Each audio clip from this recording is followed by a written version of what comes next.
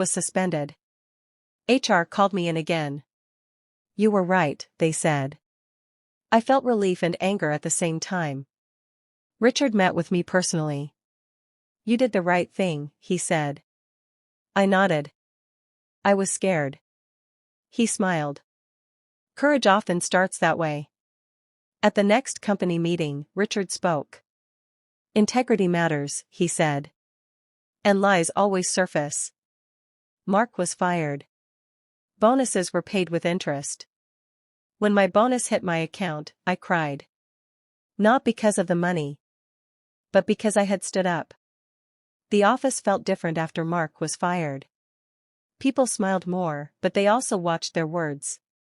Trust had been shaken, and it would take time to rebuild. I tried to focus on my work, but emails kept coming. HR wanted follow-ups. Legal asked questions. Accounting needed confirmation. I answered everything carefully. One afternoon, Jenna stopped by my desk. "Thank you," she said quietly. "For what?" I asked. "For not letting it go." Others began to say the same thing. Some admitted they had felt something was wrong but were too afraid to speak. I understood that fear. I still felt it. Richard announced new controls. Bonuses would now be paid directly. Managers could not touch them. It sounded simple. But it had taken a lot of damage to reach that point. At home, my mom's health improved. I paid her bills without panic. For the first time in months, I slept deeply. Still, I knew the story wasn't over. Mark hadn't said his last word. 2 weeks later, I received a letter. Mark was suing the company. He claimed wrongful termination. He said the bonus transfers were authorized. My name appeared in the documents. I felt sick. Richard called me. "Legal will protect you," he said. "Just tell the truth." I met with company lawyers. They asked me to walk through everything. I showed emails, pay stubs, dates, times. Mark's lies fell apart quickly.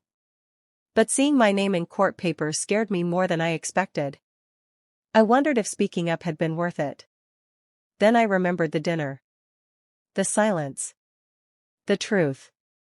And I knew I would do it again. The lawsuit ended fast. Mark settled. He paid back the stolen money. He signed a silence agreement. He never contacted me. But his shadow stayed. Some managers avoided me. Others respected me more. Richard promoted transparency. He also promoted me. The new role came with responsibility and pressure. I accepted anyway. Fear had ruled me long enough. With my promotion came new challenges. I now managed a small team. I promised myself I would never become like Mark. I listened. I explained. I documented everything. Trust grew slowly. One afternoon, Richard stopped by my office. "You changed this company," he said. I shook my head. "I just told the truth." He smiled. "That's harder than it sounds." Months passed. The story spread quietly through the industry. Recruiters reached out. Some wanted me to jump ship. I stayed. This company had learned. So had I. Money mattered. But integrity mattered more. 1 year later, we had another work dinner. Same hotel. Same lights. Different feeling. Richard spoke again. This time, he talked about courage. He looked at me when he said it. I didn't look away. After the dinner, a junior employee stopped me. "I heard what you did," she said. "I hope I can be that brave." "You already are," I told her. "You just don't know it yet." That night, I walked home slowly. I thought about how close I came to staying silent. One question. One honest answer. That was all it took to change everything. The story spread quietly through the industry. Recruiters reached out. Some wanted me to jump ship. I stayed. This company had learned. So had I. Money mattered. But integrity mattered more. 1 year later, we had another work dinner. Same hotel. Same lights. Different feeling. Richard spoke again. This time, he talked about courage. He looked at me when he said it. I didn't look away. After the dinner, a junior employee stopped me.